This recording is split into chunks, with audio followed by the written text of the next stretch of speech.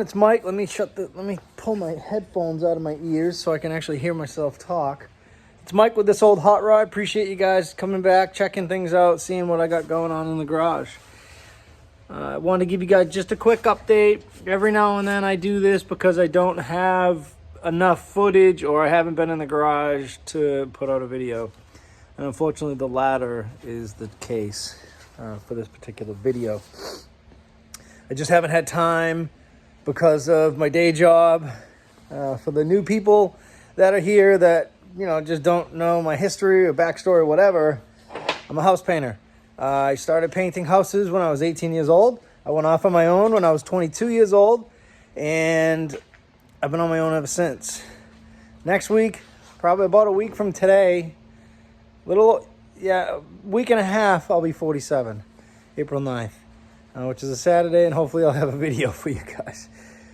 But in any event, I want to show you guys some of the stuff that I have been working on, or I've been working on about a week and a half ago before life got crazy. And when I say life got crazy, I mean my day job. I work by myself. I paint one entire house a week. So Monday through Friday, I paint a brand new house. Start the next week, Monday, start another one. Friday, I finish it. The following week, same thing. So I have a lot of new construction home builders that I paint for, and they're constantly putting up houses. This time of year is one of my busy seasons. Wintertime, I try to spend as much time in the garage as I can, put out as many videos as I can, 2, sometimes 3 a week, but most often times 2 videos a week. This time of year, during the summer, through the summer and early fall, I scale back to 1 video a week. Sometimes I don't even get to do a video. So that being said, I at least want to put out this video this week, show you guys what I've been working on, just so you guys know that things are still moving forwards, but at a slower pace.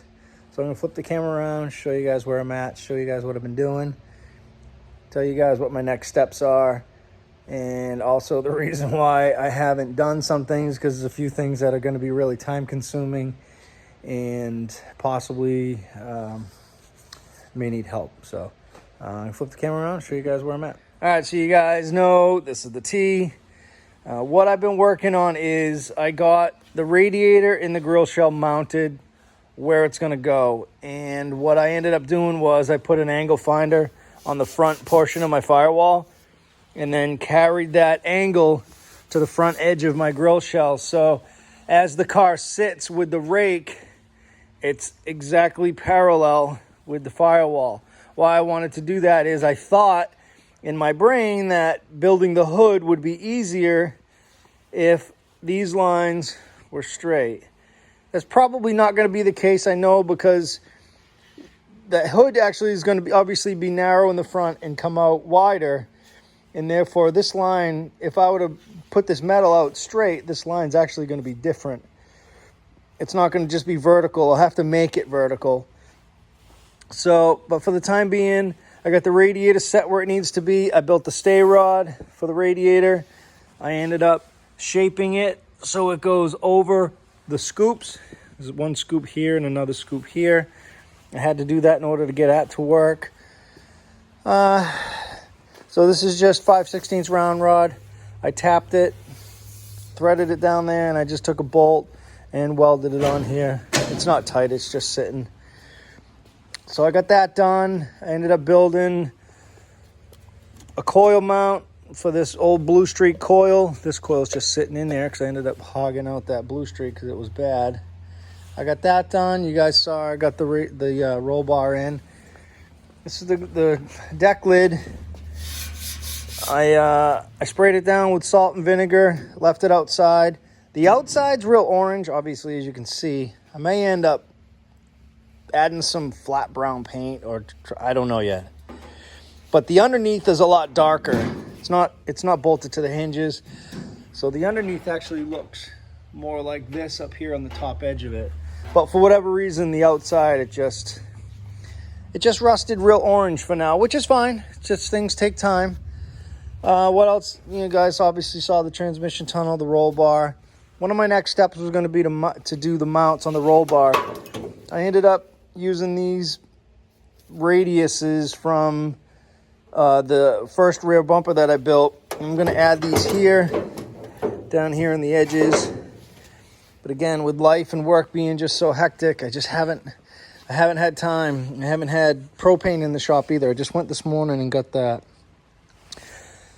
So now that the radiator and grill shell are in place exactly where they're going to be, I can make my hood. But the other thing, the real important thing that I need to do is I need to figure out my fan situation.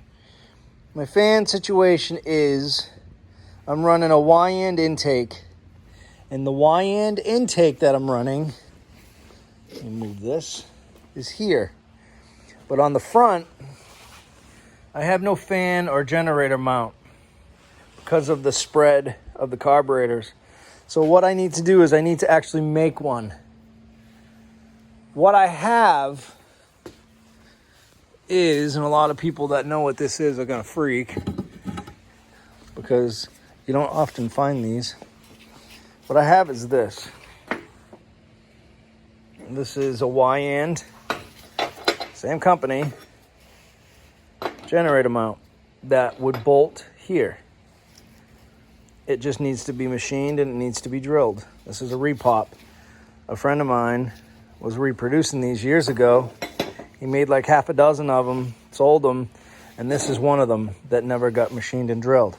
However, the issue with this is the way it sits and the height of it is not going to work with that intake on this motor, with this body, the grill shell, where the water pumps are located and everything else. So what I need to do is I need to make my own. Sorry I'm walking around so much. So that's where these things come into play. So I got these bolts in place here. This here, these are actually going to go here. And what I need to do is I need to put the intake back on the motor.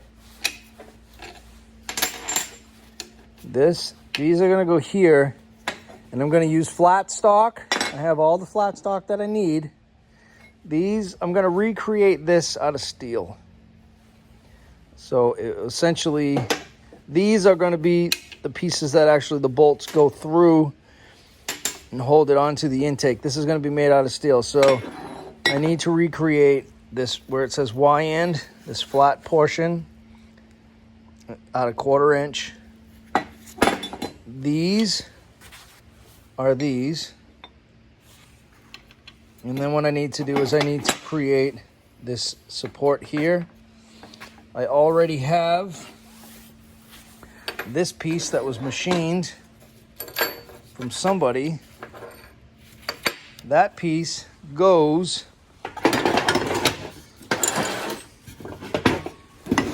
the project for my mom. That piece goes here. So this is a fan that's this is a pulley, a mount, basically used as an idler, or it could be used as a fan, but this would be the front portion of a generator. Someone made this. I got it off of a local guy. And this piece goes here. So I need to make, I'm going to slide this intake off the front edge of the table. So I actually need to make this go like that. So the fan actually is going to sit down below the intake a little bit, not a whole lot.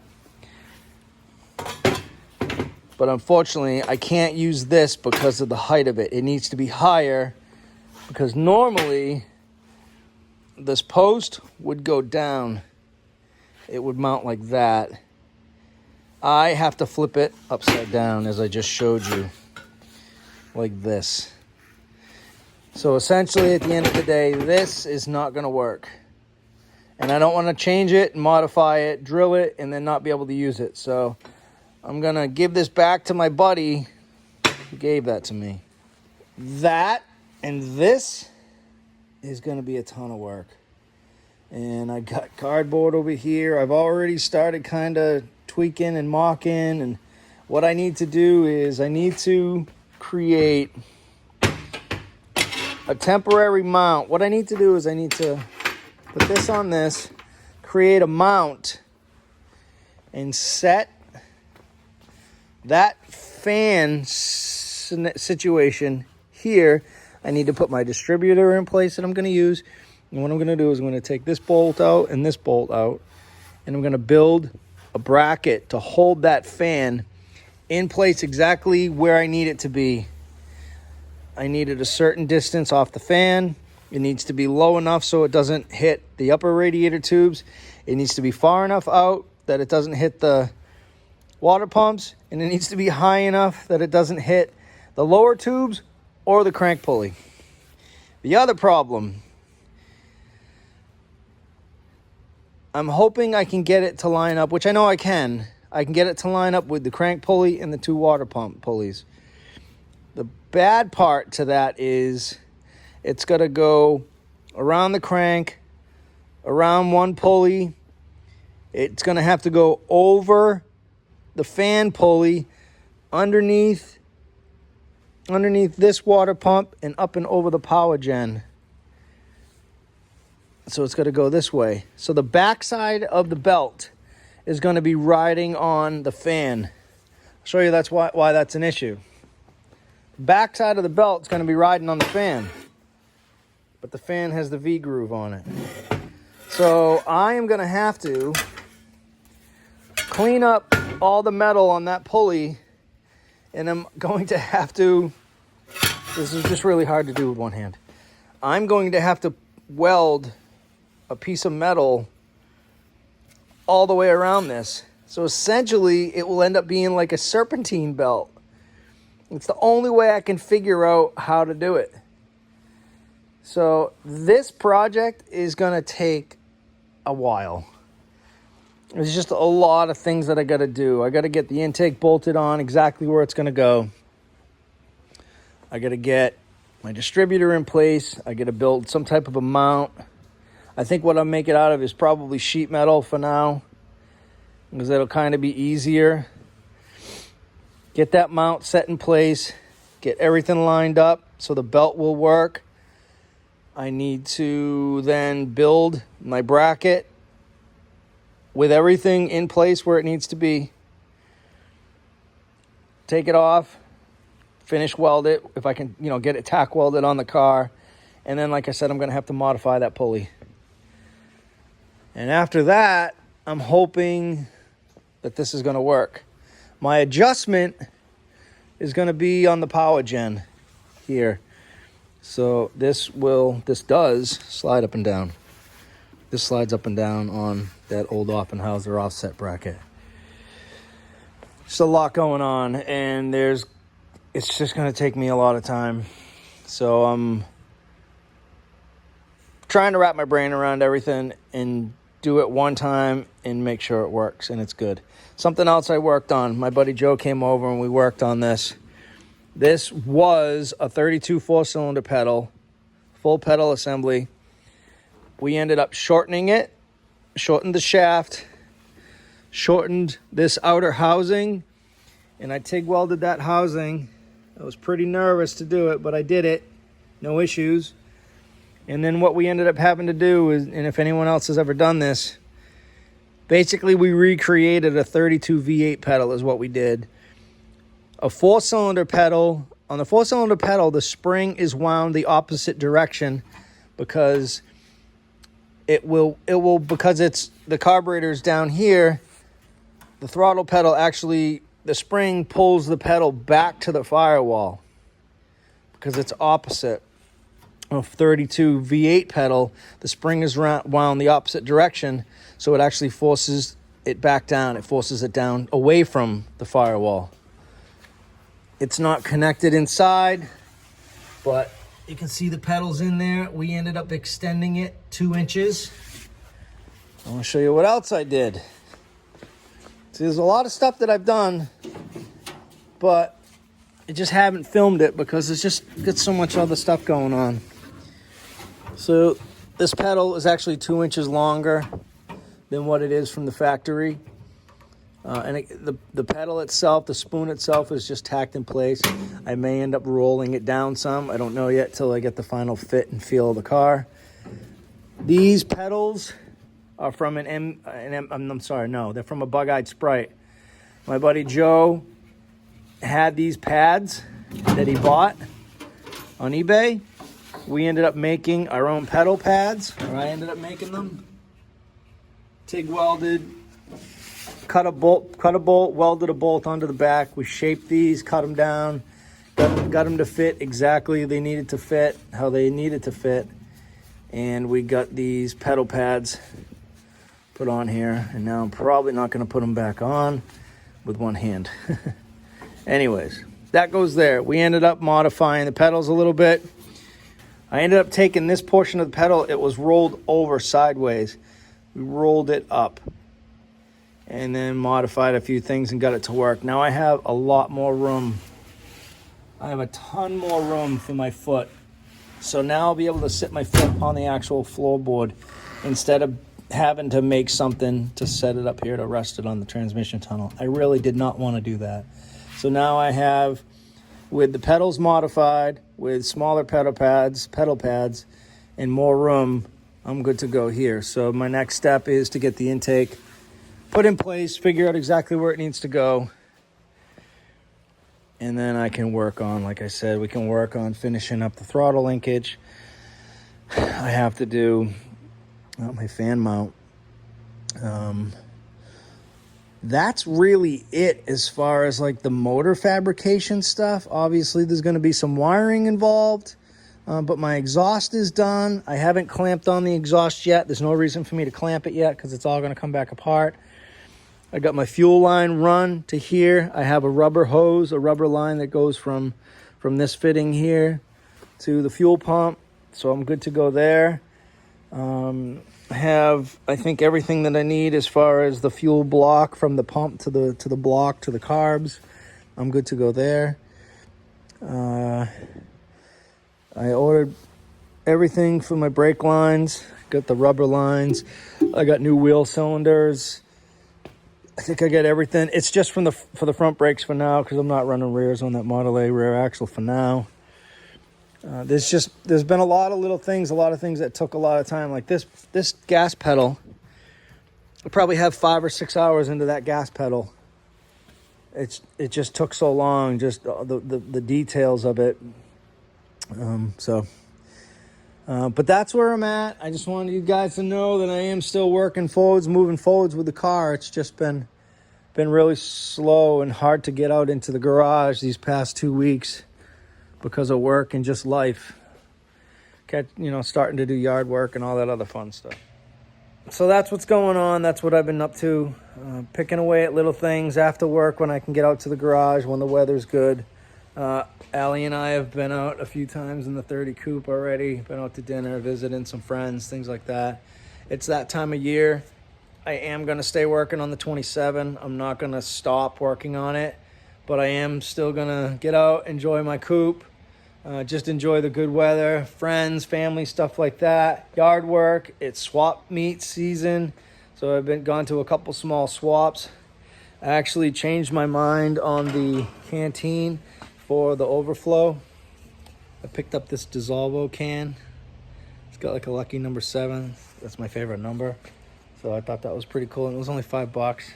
Actually, the guy that I bought the windshield frame from is the guy that I purchased it from. I think that's going to look good on the car. I started to build a mount for the canteen. No matter what I did, I didn't like it. It's really overpowering. That canteen was just really overpowering. And the funny thing is the whole theme of the build of the car, once it started to come together, kind of spawned off of that canteen bottle. That canteen was not my grandfather's. It was something that I think someone maybe had given him. But it wasn't his. I do have his, but I just no matter what I did, I just didn't like the looks of it. So I thought I'd just get some type of an old-timey can and throw it on there. The greens look good. Had my favorite number on there, so I thought that would be pretty cool. So once I get the radiator and everything done, like that'll be a thing that I do after the fact. But I just picked that up the other day, so I was pretty happy about that. that's about it, guys. So I just, again, wanted to give you guys a quick heads up. And I've had a really great response to the new ending of the videos. So I thought I would just mention that also. If you guys, it doesn't have to be projects. I know, I think I said that on the original video where I said I was going to start adding some of the viewers' cars to the ends of the videos. But it doesn't have to be a project. Send me photos of your car. But just make sure you send the details too. I get pictures that say, hey Mike, here's some pictures of my car. Can't wait to see it or whatever, but that doesn't do me any good. You got to send me photos and the info. So just tell me your name, first name, last name, or first name and last initial, whatever. Tell me where you're from. Like I said, Middleborough, Massachusetts, Reading, Pennsylvania, whatever. Just tell me where you're from, you know? You might as well tell me and just be proud of it, you know? Be proud of where you're from. Let the people know that are in your area. Hey, my car is going to maybe be on one of the videos. I'm just going to pick whatever car. You know, I can't guarantee every single car that people send me photos of are going to go on there. There may be some that just don't fit. I don't know. I've had people mention, hey, I don't have any real cars, but I have like a die-cast model collection. I have model cars that I've built and painted for all these years or whatever. Send me a few photos. I don't need 50 photos. I don't need 25 photos. Please don't send that many photos. It's more time for me to go through the photos to pick which ones. Send me 5 or 6 of your favorite photos. 5 or 6. That's it. Send me the photos. Tell me about the car. What motor's in it? What transmission? What rear axle? Is there any history on the car? And I mean, when I say history with you, or maybe you know some of the history. You know, it was built in '53 and I bought it off of so-and-so and blah, blah, blah. It raced here. It had this motor. It's got this motor now. This is what I've done to it. You know, I found this car in a barn. Whatever. Just throw me out some cool info about your car or your project or your buddy's car or your father's or your grandfather's or your son's or... Doesn't matter. Send me over some photos. Tell me about your car. I would love to throw it into one of the videos at the ending of one of the videos. And like I said, I mean, I've had a great response so far. And I don't know that any other YouTubers are doing that. I thought it would be something different, a way to give back to the people that subscribe to the channel, the people that watch the videos. And really, at the end of the day, the subscriber count's cool. And I always say, hey, please subscribe. It's the views. The views are what every single YouTuber needs or wants. So if you watch the video, just watch the whole video. And that's really what makes the difference. I can get views from people that aren't subscribed. And there's a lot of people that watch the videos every single week that aren't subscribed because they maybe just don't know how to do that. It's free to do it. You go to YouTube. You can do it on your Apple TV or your Roku, whatever. Just use your remote control. Go back to my home screen and you'll click on subscribe. Automatically, boom, that bell pops up. You can pick custom notifications, all notifications, or none. Hit all. I don't really post that much stuff. I just post my videos and every now and then I'll throw something out onto the community page. But I'm not crazy about it because, again, it's time. And I just don't have tons of time. Because the videos alone and working on the cars takes a lot of time. So watch the videos. And I know you guys do and I appreciate it. I get tons and tons of emails, tons of just good feedback, positive feedback. Still working on my TIG welding. Things are good. I got tons of pieces of aluminum, so I'm going to start working on some aluminum TIG welding projects.